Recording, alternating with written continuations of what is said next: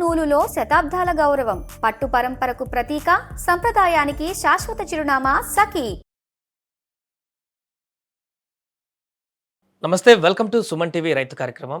ఈరోజు రైతులకు సంబంధించినటువంటి వ్యవసాయ భూములలో పంట దిగుబడి చేయడమే కాకుండా, పంట పండించడమే కాకుండా, మన ఆరోగ్యం కోసం ఆ యొక్క పంటల్లో ఒక ఎకరాన్ని కేటాయించి ఏ రకమైనటువంటి పద్ధతుల ద్వారా పంటను మనం పండించేటువంటి అవకాశం ఉంది. దీనికి సంబంధించి మాట్లాడదాం. మనతో పాటు డాక్టర్ జి పద్మజ గారు ఉన్నారు. ప్రొఫెసర్ జయశంకర్ వ్యవసాయ యూనివర్సిటీలో 30 సంవత్సరాల పాటు ప్రొఫెసర్గా పనిచేసినటువంటి రిటైర్డ్ అయినటువంటి పద్మజ గారు ఉన్నారు. మేడం నమస్తే. నమస్తే అండి. మేడం, చాలామంది రైతులు పంటను పండించి ఆ వచ్చేటువంటి దిగుబడి ద్వారా వచ్చేటువంటి లాభాన్ని ఆశించేటువంటి పరిస్థితి చూస్తారు, కానీ తమ ఆరోగ్యాని కోసం కూడా తమ పంటని వాడుకోవాలి అనేటువంటి ఆలోచన చాలా తక్కువ మందికి ఉంటుంది. సో మన కోసం ఒక ఎకరా అనేటువంటి కాన్సెప్ట్ గురించి మీరు మాట్లాడుతున్నారు. ఏంటి మేడం, దీని ద్వారా ఎలాంటి లాభాలు ఉంటాయి? ఇప్పుడు ఎందుకంటే ఆరోగ్యమే మహాభాగ్యం. అది సరిగా లేకపోతే వయసుతో నిమిత్తం లేకుండా చిన్నపిల్లల దగ్గర నుంచి పెద్దవాళ్ళ వరకు కూడాను, అంటే వయసుకు తగ్గట్టుగా వచ్చేటువంటి అనారోగ్యాలు వేరు, కానీ వయస్సుకు సంబంధం లేకుండా ఇప్పుడు చాలా అనారోగ్యాల పాలవుతున్నారు అందరూ జనరేషన్స్ కూడాను. దీనికి ముఖ్యమైనటువంటి కారణం ఏంటంటే మనం తినేటువంటి ఆహారంలో ఉన్నటువంటి పొల్యూషను, సరే గాలి పొల్యూషను అవి మన చేతిలో కొంతవరకు లేకపోయినప్పటికీ మన చేతిలో ఉన్నటువంటి పొల్యూషన్ని మనం ఎందుకు తగ్గించుకోకూడదు? అంటే ఆహార ధాన్యాలు పండించేది రైతుగా మనమే కాబట్టి అక్కడ ఎలాంటి జాగ్రత్తలు తీసుకుంటే అట్లీస్ట్ మనం తినేటువంటి ఆహారం కలుషితం కానిది అని మనం నిర్ధారించి చెప్పి తీసుకోవడానికి అవకాశం ఉంటుంది. నేల ఆరోగ్యం ఎంత గొప్పదో మానవ ఆరోగ్యం కూడా అంతే గొప్పది. కాబట్టి దానికి కావాల్సినటువంటి చిన్న చిన్న పనులను మనం గనక చేసుకున్నట్లయితే మనం అందులో ఆ పొలంలోంచి వచ్చేటువంటి 1 ఎకరా అని ఎందుకు చెప్పానంటే, కనీసం ఒక చిన్న రైతుని తీసుకున్నట్లయితే 3 ఎకరాల నుంచి, అంటే నేను 1 ఎకరా రైతు గురించి అని కాదు చెప్పేది, కనీసం 3 ఎకరాలు 4 ఎకరాలు ఉన్నటువంటి రైతు గురించి తీసుకున్నట్లయితే మన కోసం, అంటే మన ఇంటిని పాది ఉన్నటువంటి మనము మన ఆహార వాడుకోవడానికి పనికొచ్చేటువంటి వాటిని ఎందుకు పండించుకోకూడదు? మిగిలినటువంటి 3 ఎకరాలని సరే కమర్షియల్గా పండించుకోండి, అమ్మేసుకోవడము, అది వాళ్ళకి డబ్బు కావాలి కదా రొటేషన్లో, అలా చేసుకోవడానికి ఉపయోగపడుతున్నటువంటి ఉద్దేశంతో ఈ ముచ్చట మొదలవుతుంది. అంటే 1 ఎకరాలో ఎలాంటి పంటలు పండించవచ్చు, దానికి ఎలాంటి ప్రణాళికలు వేసుకోవాలి మన రైతు? దీంట్లో ఏంటంటే ఇప్పుడు 1 ఎకరా ఉన్నప్పుడు మనం తినేటువంటి ఆహారాలను తీసుకున్నట్లయితే పండ్లు ఉంటాయి, తర్వాత కూరగాయలు ఉంటాయి, తర్వాత ఆకుకూరలు ఉంటాయి, కొన్ని పప్పు దినుసులు ఉంటాయి. వరి గురించి మాట్లాడటం లేదు నేను ఇక్కడ, ఎందుకంటే వరికి నీళ్ళు ఎక్కువ కావాలి, అది సపరేట్ కాన్సెప్ట్ కింద వెళ్తుంది. వరిని దీంట్లోకి తీసుకురావడం లేదు. వరి ఆహార ధాన్యం అయినప్పటికీ కూడాను దాంట్లో 1 మడి 2 మళ్ళు అనేది వరికి సరిపోదు, దానికి సిస్టమే వేరే ఉంటుంది. కాబట్టి వరి కాకుండా నేను మిగతావన్నీ కూడా హార్టికల్చర్ సంబంధించినవన్నీ కూడా మనం రోజువారీ తీసుకునే వాటి గురించి మాత్రం ఇక్కడ చెప్తున్నాను. దీంట్లో ఏంటంటే మనకు చెట్లు, అంటే పండ్ల చెట్లు, మనం వంటగదిలో రోజు వాడేటువంటి మునగ చెట్లు, తర్వాత నిమ్మ చెట్టు, కరివేపాకు చెట్లు, తర్వాత మామిడి, తర్వాత దానిమ్మ, తర్వాత జామ, సీతాఫలము, తర్వాత మన డయాబెటిక్ పేషెంట్స్ ఉంటారు, వాళ్ళకి మరి నేరేడు కూడా మంచిదే కదా, నేరేడు, తర్వాత ఉసిరి, ఇలాంటివన్నీ కూడా నేను ఊరికి ఎగ్జాంపుల్గా చెప్తున్నాను అనమాట. మనకి ఇంకా కొన్ని యాడ్ చేసుకోవచ్చు కాదన్నట్లు. వీటన్నిటిని కూడా ఈ ఎకరా పొలంలో అంచులు వెంబడేసుకోవాలి. అంటే వాటి నీడ అనేది మన పంట మీద మళ్ళీ పడకూడదు కదా, కాబట్టి గట్లంబడి అంచులు వెంబడి మన ఎకరా బౌండరీ ఉంటుంది కదా, అక్కడ మనం పిట్స్ తీసేసుకుని మనం రకానికి 2 చెట్లు పెట్టుకోండి, లేకపోతే 3 చెట్లు పెట్టండి. దాన్ని నేను అనేది కమర్షియల్ కాదు అని అందుకే ముందే చెప్తున్నాను, మన కోసం మన పంట కాబట్టి ఈ విధమైనటువంటి చెట్లని మనం ముందే వేసేసుకుని అవి పెరగడానికి టైం పడుతుంది కదా. మనము ఇన్సూరెన్స్ గురించి మాట్లాడుకుంటాం అంటే మన పాయింట్ ఆఫ్ వ్యూ మనం ఏదో అంటే లేకపోతే అన్ని మ్యూచువల్ ఫండ్స్ అంటాము, లేకపోతే స్టాక్స్ అంటాము, దాంట్లో వచ్చేటువంటి ఆదాయం ఈరోజు వస్తుందా? రాదు కదా. మనం పెట్టామంటే ఏదో కొన్ని ఇయర్స్కి నెక్స్ట్ జనరేషన్స్కి ఉపయోగపడుతుందనో, లేకపోతే ఎప్పుడో దాని ఇంపాక్ట్ మనకు ఉపయోగపడుతుందనో చేస్తాం. కాబట్టి సేమ్ కాన్సెప్ట్ ఇక్కడ కూడా చెట్లు పెడుతున్నామంటే ఈరోజే వస్తుందని కాదు, కానీ దాని యొక్క ఫలితం అనేది డెఫినెట్గా పాజిటివ్గా మనకు అందాలి అన్నటువంటి ఉద్దేశంతో ఈ పండ్ల చెట్లన్నింటినీ కూడా రకానికి 2-3 మనకి ఇష్టమైనవన్నీ పెట్టండి. ఆ ఏరియాని బట్టి 2 చెట్లు పెడతారా 3 చెట్లు పెడతారా అనేది మన ఇష్టం, బట్ అన్నీ కూడా వేసుకోవాలి. అది అయిపోయిన తర్వాత వాటికి మళ్ళు చేసి వదిలేస్తాం. తర్వాత మిగతా వాటిని అన్నింటినీ ప్లెయిన్గా ఒకటే పంట వేసుకోవడం లేదు మనం ఇక్కడ, కాబట్టి అన్నీ కూడా చిన్న చిన్న మళ్ళు చేసుకోవాలి పొలాన్ని. అన్ని మళ్ళుగా చేసుకుని దాంట్లో నెక్స్ట్ మనం ఏం చేస్తామంటే, ఇప్పుడు మనము కూరగాయలు అనుకుందాం ఉదాహరణకి, మనం రొటీన్గా తీసుకునేటువంటి కూరగాయలు తీసుకున్నట్టయితే టమాటా ఉంటుంది, వంకాయ ఉంటుంది, మిర్చి ఉంటుంది. మళ్ళీ మనకు రబీ సీజన్ వైజ్గా వచ్చేటువంటి క్యాలీఫ్లవర్, క్యాబేజ్, క్యారెట్ ఇవన్నీ ఏమో చలికాలమే వస్తాయి మిగతా టైంలో. నేను ఇక్కడ గ్రీన్ హౌస్ టెక్నాలజీ చెప్పట్లేదండి, ఎందుకంటే దానికి కన్స్ట్రక్షన్ అవన్నీ ఎందుకు వేస్ట్ కదా, మనకు సీజన్ వైజే వేసుకుందాము. కాబట్టి ఇలాంటి పంటలు వేసుకోవచ్చు. తర్వాత దీంట్లో మనకు వేసనగా, కొంచెం శనగ, ఎందుకు ఇవన్నీ అంటే పచ్చి కూడా పిక్కుని తింటున్నారు, పిల్లలు తింటున్నారు, ఎవరైనా తినచ్చు. అవి తర్వాత కూడా పంటలో మనం మళ్ళీ కలిపేసినప్పుడు అది ఎరువులా కూడా మారిపోతూ ఉంటుంది. కాబట్టి ఇలాంటి పంటలు కూడా చేర్చుకోవాలి. సో ఈ విధమైనటువంటి కాన్సెప్ట్ తోటి మనం మళ్ళుగా చేసుకుని నారు వేసుకున్నప్పుడు, నారు మళ్ళీ టమాటా కావచ్చు, లేకపోతే మిర్చి కావచ్చు, వీటన్నిటిని కూడా మనం వేసుకుంటాం.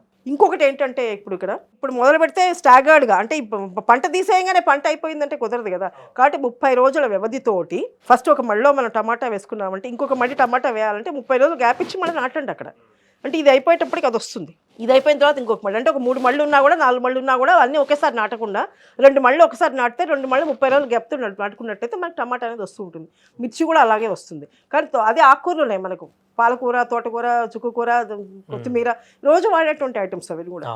ఒకసారి మనం విత్తనాలు వేసేసిన, అది నాటక్కర్లేదు, విత్తనాలు వేస్తాము. వేసిన తర్వాత 10 రోజుల తోటి ఇంకొక మళ్ళీ వేయండి. ఇంకొక 10 రోజుల గ్యాప్తో ఇంకొక దాంట్లో స్టాగర్డ్ సోయింగ్ అంటాం మనం. కావాలి అంటే అన్నీ ఒకేసారి రాకుండా ఇక్కడ అయిపోతున్న కొద్దీ నెక్స్ట్ మళ్ళీ వస్తుంది, నెక్స్ట్ మళ్ళీ అయిపోతున్న కొద్దీ ఇంకో దాంట్లో వస్తుంది. అంటే ఈ విధంగా మనకి ఏంటంటే ఒక పొలంకి వెళ్తే ఒక 10, ఒక ఎగ్జాంపుల్ చెప్తున్నాను. అంటే నేను 1 కిలో వంకాయ వచ్చింది అనుకున్నాం, ఒక ఫార్మర్ తన ఇంటికి కావాల్సినటువంటి 1 కేజీ వంకాయ, 1 కేజీ బెండకాయ, 1 కిలో ఇంకేదో పచ్చిమిర్చి, అంటే అవి వస్తున్నాయి అనుకోండి, వాటిని తన కన్జంప్షన్ కోసమే. నేను అనేది ఇక్కడ ఎవరికి అమ్మడానికి కాదు, మన కోసం మాత్రమే. దీంట్లో ఇంకా గమనించాల్సినటువంటివి ముఖ్యమైనటువంటి అంశాలు ఏంటంటే, ఒకవేళ మనం డ్రిప్ ఉన్నట్లయితే ఈ చుట్టూ పెట్టేటువంటి పంటలు ఉన్నాయి కదా, పంట చెట్లు పెట్టాం కదా, చెప్పుడుకో పెరుగుతాయి కదా చిన్నగా, వాటి రోజు నీళ్ళు పోయాలంటే కష్టమైనప్పుడు డ్రిప్ సిస్టంలో దానికి కనుక మనకి పాయింట్స్ పెట్టేసుకుంటే వాటిలో నీళ్ళు ఎంత కావాలంటే పడుతూ ఉంటాయి, చాలు, మనం ఏం చేయక్కర్లేదు రోజు కూడా. ఇంకా చిన్న చిన్న మళ్ళల్లో అంటారా, మనం రోజుకు వస్తా నీళ్లు వర్షాధారంగా పండించుకోవచ్చు. వర్షాల నీటి వస్తే ఉంటే, బోర్గా ఏదైనా ఉన్నట్లయితే ఎప్పుడు త్రోటు మనం ఈ పంటలను తీసుకోవడానికి అవకాశం ఉంటుంది. ఇవన్నీ కూడా ఏంటంటే ఇంకొకటి మనం గమనించాల్సింది ఏంటంటే, వీటిలో ఎక్కడ కూడా మనం ఎటువంటి జాగ్రత్తలు చాలా ఇంపార్టెంట్ అనమాట. ఎందుకంటే పురుగు మందులు ఇక్కడ వేయకూడదు, ఓన్లీ సేంద్రియ ఎరువులు మాత్రమే వేసుకోవాలి. ఒకవేళ రైతుకి కనుక ఒక పశువు ఉన్నా, లేకపోతే 2 కోళ్ళు ఉన్నా, లేకపోతే ఉంటే మంచిది, లేకపోయినా మనం సరే, లేకపోతే ఇందాక మనం అనుకున్నట్టుగా కొన్ని మన రైతు సొంతంగా చేసుకునే వెర్మి కంపోస్ట్ ఇలాంటివి స్వయంగా చేసుకుని పంట తీసేసిన తర్వాత వచ్చేటువంటి మిగుళ్ళని దున్నేసుకోవడము, లేకపోతే ఇలాంటివన్నీ చేసుకోవాలన్నమాట. చేసుకోవడం మూలంగా అంటే ఎక్కడ ఎట్టి పరిస్థితుల్లో కూడాను యూరియా, డిఏపి ఏమీ వేయకూడదు. నేను చెప్పేది దీంట్లో మాత్రం ఏమీ అవసరం లేదు, ఓన్లీ సేంద్రియ ఎరువులు మాత్రం ఎంతనే వేసుకోవచ్చు, దానికి లిమిట్ ఏం లేదు, దొరికినంత వేసుకోవచ్చు. దీనివల్ల ఏంటంటే మన కలుపు మందులు కూడా చల్లకూడదు, పురుగు మందులు కూడా చల్లకూడదు. మనం పురుగు మందులు అంటే గుర్తొస్తుంది మరి ఎట్లా కానీ, ఒక్కోసారి ఏంటంటే కొన్నిటి మీద ఏంటంటే మనం లైట్ డిటర్జెంట్ సొల్యూషన్స్, సబ్బు నీళ్లు, డైల్యూట్ సొల్యూషన్స్ అనమాట స్ప్రే చేసుకోవచ్చు. లేకపోతే బూడిద, చాలామంది రైతులు ఇప్పుడు కూడా ఫాలో అవుతుంటారు, బూడిద నీళ్ళని చల్లుతూ ఉంటారు. అలా చల్లినప్పుడు కూడా ఏంటంటే కొన్ని పురుగుల బెడద మనం తగ్గడానికి వీలుంటుంది. అక్కడక్కడ ఏంటంటే మనం ఇప్పటి వరకు ఈ పొలంలోకి ఎంటర్ అవ్వగానే ఆ కళ్ళకు కూడా ఆనందం కలిగించాలి, అంటే ఆహ్లాదంగా ఉండాలంటే అక్కడక్కడ కొన్ని పూల చెట్లు కూడా పెట్టండి. ఆ పూల చెట్లు పెట్టడానికి మనం ఆహారం కోసం కాదు, వెళ్ళగానే అరే ఆ పొలంకి వెళ్ళగానే కాసేపు కూర్చోవాలనిపించాలి, కాసేపు స్పెండ్ చేయాలనిపించాలి. దానికోసం అని చెప్పేసి మనం ఏం చేయాలంటే కొన్ని పూల చెట్లు కూడా పెట్టుకోవచ్చు. కొన్ని కనకాంబరం వేసుకుంటాము, దేవుళ్ళకి పూజకి పనికొస్తాయి, బంతి పూల చెట్లు వేసుకోవచ్చు. బంతి పూల చెట్ల వల్ల 2 లాభాలు ఉంటాయి. ఒక్కోసారి ఏమవుతుందంటే ఈ పంటల మీద వచ్చేటువంటి పురుగులన్నీ బంతికి అట్రాక్ట్ అయ్యి దాని మీదకి వెళ్తాయి, అంటే ఇండైరెక్ట్గా మనం ట్రాప్ క్రాప్ లాగా పనిచేస్తుంది అది. సో అది చూడడానికి బాగుంటుంది. ఒకవేళ పురుగు వచ్చినప్పుడు దీని మీదకి పోవడం కూడా స్కోప్ ఉంటుంది, కాబట్టి మెయిన్ పంటకి ఎఫెక్ట్ పడదు. సో ఇలాంటి ట్రాప్ క్రాప్స్ కూడా మనం అక్కడ మన పొలంలో. 1 ఎకరా పంట దిగుబడి ఎలా వస్తుంది మేడం, ఆదాయం కోసం లేకపోతే ఆరోగ్యం కోసం? అది మంచి క్వశ్చన్ అండి, ఎందుకంటే అందరూ కూడాను ఈ దిగుబడి రావడానికి ఇంత కష్టపడి మేడం చెప్పారు మేమేం చేస్తామని అడగచ్చు. ఇది దిగుబడి గురించి కాదండి, ఎందుకంటే ఇప్పుడు ఇక్కడ వచ్చే దిగుబడి నిజంగానే తక్కువ వస్తుంది. కానీ నేను అనేది ఏంటంటే ఈ సంవత్సరం తగ్గినంత మాత్రాన 2, 3, 4 అంటే ఇలా మనం అదే సేంద్రియ పద్ధతిలో కనుక మనం వ్యవసాయం చేసుకుంటూ వెళ్తున్నట్లయితే నేల ఆరోగ్యం చాలా మెరుగుపడి దాంట్లో ఉన్నటువంటి దిగుబడి కూడా క్రమేణా పెరగడానికి అవకాశం ఉంటుంది అనేది మర్చిపోవద్దు. అంటే ఇవాళ పెట్టగానే ఈరోజు దిగుబడి అనేది రాకపోవచ్చు, ఎక్కువ కాదు, కానీ డెఫినెట్గా వస్తుంది. కానీ సేంద్రియ ఎరువులును వేసి పంచినంత రాదు. కానీ దీంట్లో కనుక క్వాలిటీ ఆఫ్ ఫుడ్ మనం తీసుకున్నట్లయితే చాలా బాగుంటుంది. అట్లాగే మనము చాలామంది మీరు గమనించుంటారో లేదో కానీ మనం సేంద్రియ పద్ధతిలో మన ఇంట్లో కనుక ఏదైనా ఆకుకూరలు కానీ కూరగాయలు కానీ పండించి మనం వండి చూసినట్లయితే దాని టేస్టే డిఫరెంట్గా ఉంటుంది. రసాయన పరంగా పండించినటువంటి పంటలకిను మనము ఏమి వేయకుండా పండించి ఎంత వస్తే అంత తీసుకుని మనం కనుక మన ఇళ్లలో మన కుండీలలో వేసుకుని తీసుకున్నా కూడా అది కట్ చేసి మనం వండినప్పుడు ఉన్నటువంటి టేస్ట్ చూసినట్లయితే డెఫినెట్గా తేడా ఉంటుందండి. అది మేము అందరికీ కూడా అనుభవపూర్వకంగా చెప్తున్నాము, ఇదొక్క పాయింట్ మాత్రము.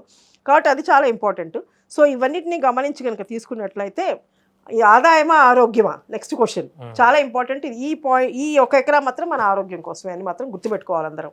ఎందుకంటే ఇప్పుడు ఆదాయం చూసుకున్నాం అనుకోండి, తర్వాత మనం హాస్పిటల్ పాలైనప్పుడు హాస్పిటల్లో ఇచ్చేటువంటి బిల్లు చూసినట్లయితే మనకి ఏం గుర్తొస్తుంది?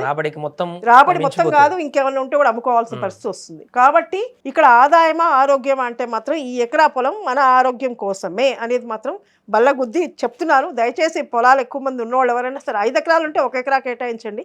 ఎందుకంటే నేను చిన్న రైతుని దృష్టిలో పెట్టుకుని చెప్తున్నాను. ఎక్కువ ఎకరాలు ఉన్న వాళ్ళు ఎక్కువ దాన్ని మార్చుకోవడానికి స్కోప్ ఎక్కువ ఉంటుంది. కానీ కనీసం 1 ఎకరా అనేది కాన్సెప్ట్ కింద మనం ముందుకెళ్ళినట్లయితే, మరి సిటీలోకి వెళ్ళేసరికి అర్బన్ కల్టివేషన్ అని మనం వింటున్నాం కదా, రూఫ్ టాప్ గార్డెనింగ్ అంటున్నాం కదా.